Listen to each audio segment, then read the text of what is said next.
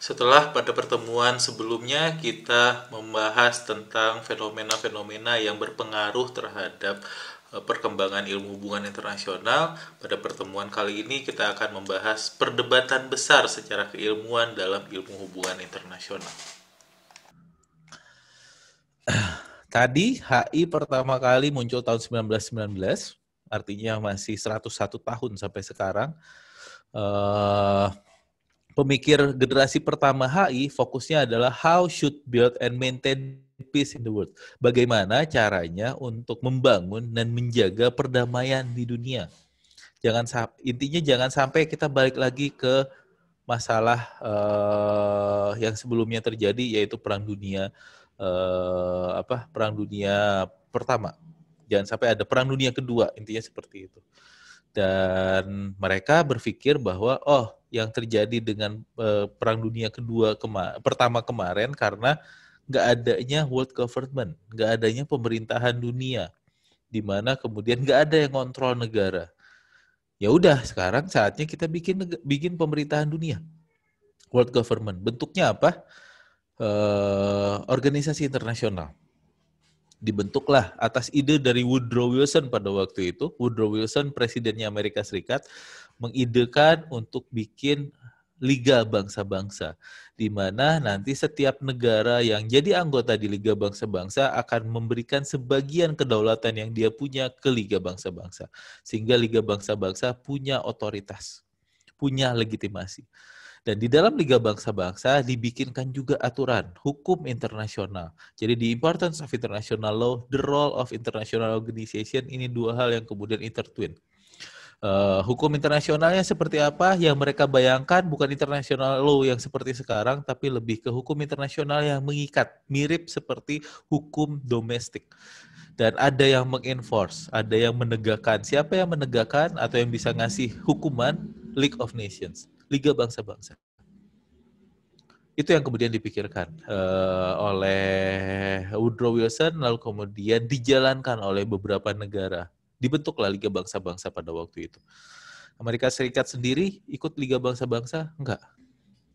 Akhirnya malah ya Amerika Serikat jadi negara yang punya ide terhadap Liga Bangsa-Bangsa, tapi enggak ikut jadi anggota di Liga Bangsa-Bangsa. Oke, cara berpikir ini adalah cara berpikir liberalism. The application of liberalism in IR, atau ada yang bilang juga sebagai idealism, atau ada yang nyebut juga, kasih label juga institutionalism, atau kalau orang-orang realis bilangnya sebagai utopianism, karena ini cuma mimpi.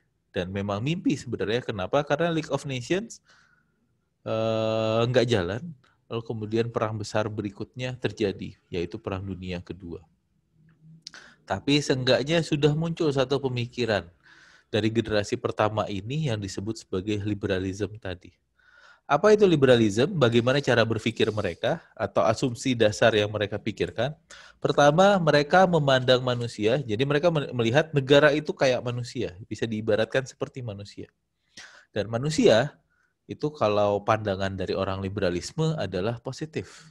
Manusia itu pada dasarnya baik, manusia itu nggak pengen berperang satu sama lain, manusia akan coba memaintain status quo atau memaintain zona nyamannya, lalu kemudian manusia akan kerjasama satu sama lain dengan negara-negara lain, mereka akan komitmen dengan kerjasamanya, lalu akan mendahulukan kepentingan bersama dibandingkan dengan kepentingan individu. Dari dasar positive view on human nature ini kemudian muncullah ide world government tadi, di mana yang membuat Perang Dunia Pertama terjadi adalah karena anarki sistemnya. Tidak ada otoritas di atas negara, sehingga kalau misalnya ada negara kecil dilahap oleh negara besar, negara kecil ini nggak bisa neken telepon, lalu kemudian telepon 911. Saya minta tolong dong, karena saya diganggu oleh negara lain, nggak bisa. Sehingga diciptakanlah 911-nya, hierarkinya, dibuat otoritas di atas negara. Dan cara berpikirnya adalah membangun world government, pemerintahan dunia. di mana basicnya adalah international law dan juga international organization. Hukum internasionalnya mengikat, organisasi internasionalnya punya legitimasi dan punya otoritas. Lalu berikutnya lagi, berdasarkan pemikiran positive view of human nature tadi, orang-orang liberalisme kemudian percaya bahwa yang membuat negara akan tidak berperang satu sama lain adalah dengan kerjasama. Ketika kerjasama, setiap orang bakal mendahulukan common interest-nya. Dan biasanya dengan saling kerjasama satu sama lain, war akan menjadi last resort. Jadi pilihan terakhir, karena tadi orang nggak seneng sih dengan perang, karena perang akan membawa hal yang negatif, lebih banyak negatifnya daripada positif dari perang. Sehingga ya sudah, perang akan menjadi last resort. Akan diupayakan dulu cara-cara yang lain sebelum kemudian berperang satu sama lain. Dan negara nggak akan saling berperang, kenapa? Karena tadi dasarnya, dengan dibangunnya banyak kerjasama antar negara dan didasarkan kepada tercipta adalah hubungan yang sifatnya interdependence, saling tergantung antar negara. Bayangkan kita tergantung dengan Anda tergantung dengan saya, kita akan perang atau enggak? Akan berantem atau enggak? Enggak, karena saya enggak akan mengorbankan hubungan baik yang sudah kita bangun. Lalu berikutnya lagi, mereka percaya dengan democratic peace theory namanya. Democratic peace theory ini teori yang mengatakan bahwa sesama negara demokrasi tidak akan saling berperang satu sama lain. Dan dalam sejarah nggak ada tercatat perang terjadi antara satu negara demokrasi dengan negara demokrasi yang lain. Yang ada adalah perang antara negara demokrasi melawan negara non-demokrasi atau antara negara non-demokrasi atau negara-negara otoriter. Kenapa negara non-demokrasi tidak akan berperang satu sama lain? Alasannya adalah negara demokrasi sulit untuk menyatakan perang. Bayangkan kalau misalnya seperti ini, bedakan antara Trump dengan Kim Jong-un misalnya. Dua-duanya sama-sama agresif, dua-duanya sama-sama impulsif, bisa dibilang seperti itu. Bayangkan misalnya seperti ini, kemarin kan Kim Jong-un baru speech di depan rakyatnya. Lalu kemudian nangis di depan rakyatnya kalau dia gagal melindungi rakyatnya dari banyak masalah, krisis. Ada krisis ekonomi, lalu kemudian krisis keamanan, lalu kemudian krisis karena COVID. Mereka tetap terancam saat ini, lalu kemudian mereka secara ekonomi di-ban oleh banyak negara, sehingga rakyatnya juga miskin. Lalu kemudian krisis COVID, kemudian COVID muncul juga di Korea Utara. Dan dia merasa gagal untuk bisa menjalankan tugasnya. Intinya seperti itulah. Bayangkan misalnya dia seperti itu dan depresinya malam-malam, lalu kemudian dia minum soju misalnya. Setelah minum soju kemudian pokoknya saya marah dengan Amerika Serikat. Lalu kemudian dia cari-cari remote, lalu kemudian remote-nya tadi dia buka, dia pencet sampai kemudian rudalnya Korea Utara kemudian terbang ke Amerika Serikat misalnya. Atau enggak ke Amerika Serikat deh, ke Jepang atau ke Korea Selatan misalnya. Bisa terjadi nggak? Bisa. Untuk negara seperti Korea Utara. Karena powernya ada di Supreme Leader. Supreme Leadernya adalah Kim Jong-un. Beda dengan Amerika Serikat. Walaupun pemimpinnya sama-sama impulsif ya. Lalu kemudian kayak, wah saya udah kena COVID nih, misalnya Trump. Pokoknya saya selesaiin semua dulu. Masalah yang bermasalah adalah Korea Utara. Udah, saya mau serang Korea Utara sambil dia minum whisky misalnya. Terus bisa nggak Amerika Serikat seperti itu? Enggak. Keputusan perang nggak bisa cuma datang dari presiden untuk negara demokrasi. Di dalam eksekutifnya sendiri kemudian harus ada kesepakatan antara dia, presiden, lalu kemudian ada Secretary of State, Menteri Luar Negerinya, kemudian Secretary of Defense yang kemudian harus mengotorisasi, mengiyakan apa yang diminta oleh presidennya. Lalu kemudian untuk anggaran dan sebagainya itu harus dibawa dulu ke Kongres dan Senat. Jadi nggak serta-merta bisa dengan mudah negara seperti Amerika Serikat kemudian menyatakan perang atau melakukan serangan seenaknya. Ada check and balances di dalam negara tersebut. Itu yang kemudian kepercayaan terkait dengan democratic peace theory. Negara demokrasi sulit untuk menyatakan perang. Beda dengan negara otoriter. Dan mereka, orang-orang liberalis ini juga percaya dengan progres atau modernisme. Intinya adalah percaya bahwa mereka bakal belajar dari apa yang sudah terjadi sebelumnya, lalu kemudian tidak akan mengulangi lagi apa yang terjadi sebelumnya. Jadi ketika misalnya ada Perang Dunia Pertama, mereka pasti akan belajar dari Perang Dunia Pertama dan bagaimana caranya supaya Perang Dunia Pertama nggak kejadian lagi. Liberalisme gagal. Kenapa gagal? Karena ternyata tujuan awalnya menjaga perdamaian itu gagal. Dan Liga Bangsa-Bangsa nggak work. Nggak berhasil. Pecah Perang Dunia Kedua. Yang sebelumnya kemudian saya jelaskan. Pasca Perang Dunia Kedua, kemudian muncul generasi kedua dalam HI. Jadi maaf saya typo, salah ngetik ya. Fokusnya bukan how should build and maintain peace in the world, tapi apa sih yang bikin perang terjadi? Faktor apa yang membuat perang kemudian terjadi? Jadi jangan kita ngomongin damai dulu lah sebelum kita tahu apa yang membuat perang kemudian terjadi. Itu yang kemudian dipikirkan oleh teman-teman yang menyebut namanya sebagai realisme. Yang masuk ke dalam generasi kedua dalam HI. Dan mereka mengidentifikasi bahwa perang terjadi karena adanya clash of interest. Ada pertentangan kepentingan. Dan bullshit lah kalau misalnya ada common perception, common interest. Saya punya kepentingan saya pokoknya gimana caranya supaya kepentingan saya terpenuhi. Kalau kepentingan saya terpenuhi dan kepentingan Anda terpenuhi, it's okay. Tapi kalau misalnya Anda nggak memenuhi kepentingan Anda, tapi saya memenuhi kepentingan saya, ya sudah.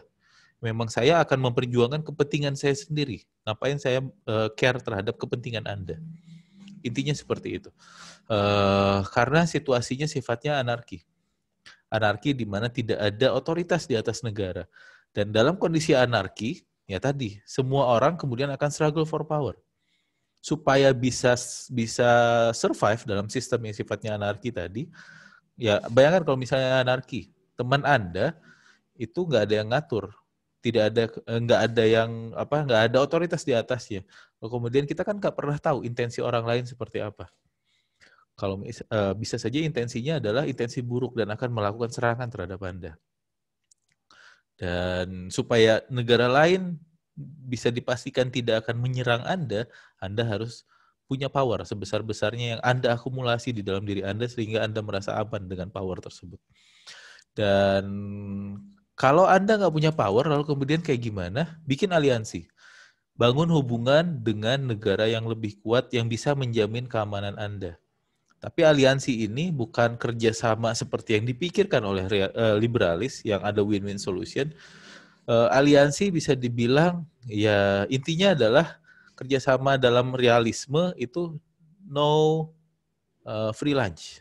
Nggak ada yang namanya makan siang gratis.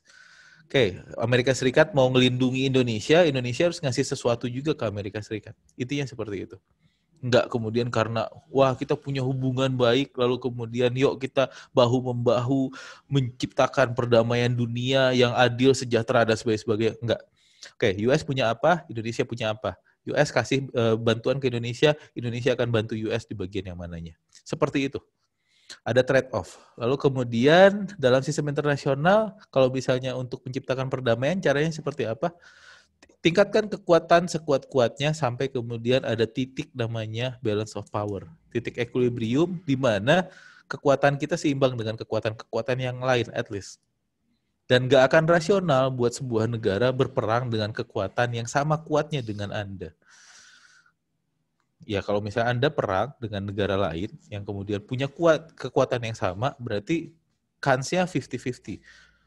Mending gak perang. Karena nanti ada resiko kalahnya cukup besar juga. Tapi kalau misalnya Anda yakin Anda menang, peranglah. Amerika Serikat perang ke Irak karena dia yakin dia menang. Amerika Serikat perang ke Libya, dia yakin dia menang. Ke Afghanistan, dia yakin dia menang. Ke China, nggak yakin dia menang. Makanya dia nggak perang lawan China. Lalu kemudian ini yang disebut sebagai pendekatan realisme. Realisme, cara berpikirnya seperti apa? Ini. Aktor utama dalam sistem internasional adalah negara. Itu satu. Dan cara berpikir terkait dengan negara dipersepsikan sebagai unitary actor. Nggak perlu kita buka di domestik sebuah negara itu ada apa. Anggap negara itu adalah black box. Jadi nggak perlu dilihat kayak misalnya Amerika Serikat berperilaku dalam sistem internasional, kita nggak usah lihat Amerika Serikat itu siapa pemimpinnya. Lalu kemudian ada partai apa di Amerika Serikat, Republikan atau Demokrat dan sebagainya. Nggak perlu, kita simpelkan saja Amerika Serikat as Amerika Serikat. Lalu negative view on human nature, ini yang kemudian membedakan orang-orang realis dengan liberalis. Kalau orang-orang liberalis, positive view on human nature, pada dasarnya manusia baik, ingin kerjasama, lalu kemudian punya, kalau komitmen akan dijalankan, mendahulukan common interest, dan sebagainya tadi. Kalau orang-orang realis, negative view on human nature. Malah menganggap bahwa manusia itu adalah animus dominandi. Makhluk politik yang kemudian ingin mendominasi sistem. Kenapa? Karena pada dasarnya manusia itu buruk. Manusia itu pada dasarnya egois, greedy, mementingkan kepentingan diri sendiri, penakut, agresif, lalu kemudian selalu merasa insecure. Pasti akan curiga pihak lain ngelakuin apa, wah ini buat saya atau enggak. Saya akan diserang atau tidak. Saya akan diburuk-burukan atau tidak, dan sebagainya. Itu manusia. Seenggaknya egois, ya mungkin ilustrasi aja. Misalnya kita sekelas nih, saya nggak tahu ini masih zaman atau nggak. Dulu sih zaman saya SMA, lalu kemudian kuliah, foto bareng. Pergi ke Yonas, lalu kemudian foto bareng. Biasanya seperti itu kalau di Bandung. Kita misalnya, ya semoga ntar bisa lah, kita foto bareng, jalan ke Yonas, kemudian foto bareng. Selesai foto bareng, teman-teman bakal dapetin masing-masing hasil fotonya. Pertanyaan saya adalah, ketika Anda dapat fotonya tadi, siapa yang akan Anda cari di dalam foto tersebut? Pertama kali. Pasti diri Anda. Bukan, oh fotonya bagus ya, warnanya keren ya, angle-nya bagus dan sebagainya. Enggak, saya bagus gak sih di foto itu?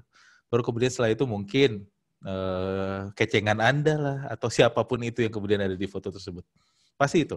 Pasti diri Anda dulu yang kemudian Anda akan perhatikan. Itu manusia. Egois. Lalu, manusia yang egois ini, kita lihatnya adalah negara. Negara ini sebagai manusia, hidup dalam sistem yang anarki, di mana dia adalah sovereign unit dan tidak ada aktor di atas dirinya. Yang pasti semua aktor sama kedaulatan, kedudukannya, dan mereka semua punya kapabilitas ofensif. Ofensif dalam artian punya militer yang tujuannya biasa aja untuk mempertahankan diri, tapi kan militer bisa dipakai juga untuk nyerang. Anda yakin negara lain kemudian tidak akan menyerang Anda? Kita nggak pernah tahu apa yang dipikirkan oleh negara lain. Itu yang kemudian menyebabkan sistemnya uncertainty, tidak menentu. Karena other intention kita nggak pernah bisa masuk ke dalam kepala orang lain. Kecenderungannya adalah chaos di dalam sistem seperti ini. Yang harus dilakukan negara, kalau kata orang-orang realis, kemudian apa? Self-help. Karena tadi nggak ada, polisinya nggak ada di dalam sistem internasional. Anda mau aman, amankan diri Anda sendiri. Caranya adalah jadi yang paling kuat di dalam sistem tadi. Atau kalau enggak, dekat dengan yang paling kuat. Tapi yang paling kuat bisa saja kemudian memakan Anda juga. Sehingga untuk bisa self-help, ya world politics represent struggle for power between states. Ada perjuangan untuk bisa mengumpulkan power sebanyak-banyaknya. Each state trying to maximize their interest. Semua negara kemudian akan memaksimalisasi kepentingan yang mereka punya. Dan apa kepentingan setiap negara? Kata orang realis adalah power. Negara punya instrumen namanya power. Power digunakan buat apa? Untuk mendapatkan next power. Untuk mendapatkan power berikutnya. Dan sifat berhubungan antar negara dalam sistem yang anarki ini dipahami cara mainnya oleh orang-orang realis sebagai zero sum game. Zero sum game dalam artian 1-0. Nggak ada kemudian 1-1 atau 0-0. Artinya win-lose solution. Jadi kalau misalnya saya berhubungan dengan Anda, sifatnya adalah kompetisi. Dan dalam kompetisi tadi, saya menang, Anda kalah. Nggak ada namanya kemudian saya menang, Anda menang. Kita win-win solution. Enggak. Itu dagang. Dan buat orang-orang realis nggak ada yang namanya kayak perdagangan. Kalau saya menang, Anda kalah. Kalau saya survive, Anda kemudian nggak survive. Saya aman, Anda ngerasa nggak aman. Seperti itu. Jadi kayak pertandingan sepak bola lah. Kalau sepak bola itu sudah sampai final, nggak ada yang kemudian seri. Lalu kemudian dua-duanya jadi juara dunia misalnya, atau juara Piala Eropa, atau juara Liga Champions, dua klub, enggak. Pasti harus diputuskan sampai ada yang menang. Sampai kemudian ya seenggaknya sampai penalti misalnya. Pokoknya harus ada yang menang. Dan ada yang menang, kemudian ada yang kalah. Itu sifat permainan zero sum game. Yang lawannya yang dipikirkan oleh orang-orang liberalis yaitu positive sum game. Kalau positive sum game ada hubungan antar negara, kemudian dengan hubungan tadi biasanya negara A akan dapetin sesuatu, negara B akan dapetin sesuatu. Dua-duanya bisa mendapatkan sesuatu dari hubungan kerjasama. Tapi kalau orang realis bilang nggak ada yang namanya positive sum game, tapi zero sum game. Kalau saya menang, Anda kalah. Kalau Anda menang, saya kalah. Seperti itu. Dan how to create order dalam sistem internasional, balance of power. Bikin perimbangan kekuatan. Itulah ordernya. Dan sistem yang paling stabil, kalau kata orang realis adalah bipolar. Bipolar system. Sistem yang kekuatannya ada dua. Kalau satu-satunya kekuatan, cuma ada satu kekuatan, dia bakal bisa seenaknya kepada orang-orang lain. Kalau ada tiga, bakal terjadi perang karena si A dan si B bisa bersatu kemudian akan perang melawan si C. Kalau dua, mereka akan saling mengcounter satu sama lain dan sistemnya bakal lebih stabil. Ini yang dibilang sebagai debat pertama dalam HI, first great debate antara liberalisme dan juga realisme. Di mana liberalisme yang kemudian dicap oleh orang-orang realis sebagai utopian liberalism karena utopis, memikirkan bahwa untuk menjaga perdamaian kita harus bisa bikin hukum internasional. Lalu kemudian organisasi internasional. Dan dua hal itu yang kemudian cukup penting bagi orang-orang liberal. Di sisi lain realisme bilang enggak, dua hal itu enggak bisa dan enggak bisa dijalankan karena dalam sistem internasional yang penting adalah power politics. Dan setiap unit dalam sistem pasti akan memikirkan security-nya, kemudian survival-nya. Caranya adalah ningkatin kekuatan. Kekuatannya apa? Kekuatan militer, kekuatan ofensif. Dan hal tersebut akan mengganggu pihak lain. Lalu utopian liberalism mengatakan juga bahwa kerjasama akan menyebabkan adanya interdependensi sehingga perdamaian bisa terjadi. Sedangkan kalau kata orang-orang realis nggak bisa karena setiap negara kemudian memikirkan security dia akan ningkatin kekuatannya. Kalau Anda punya kekuatan, Anda akan agresif. Ya bayangkan misalnya ya siapa tahu nih misalnya di antara teman-teman ada yang sekarang lagi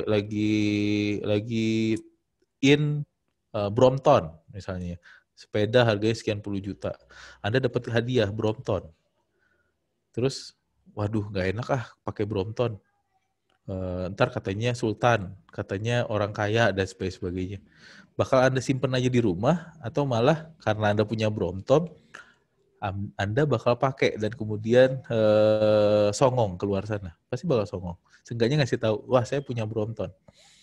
Itu. Jadi kalau misalnya punya kekuatan militer, terus kemudian cuma disimpan aja, nggak mungkin. Pasti bakal dipakai. Dipakainya adalah bisa aja kayak buat ngancem-ngancem pihak lain. Dan disinilah kemudian konflik bakal terjadi antar negara. Konflik bisa saja paling tinggi levelnya adalah perang. Jadi perang bukan sesuatu yang aneh dalam sistem internasional kalau kata realis. Sedangkan kalau utopian liberalism bilangnya pasti bakal ada perdamaian dalam sistem internasional. Ini perdebatan satu-satunya yang kemudian ada pemenangnya. Pemenangnya adalah teman-teman dari realisme. Karena terbukti liberalisme tidak bekerja dengan baik.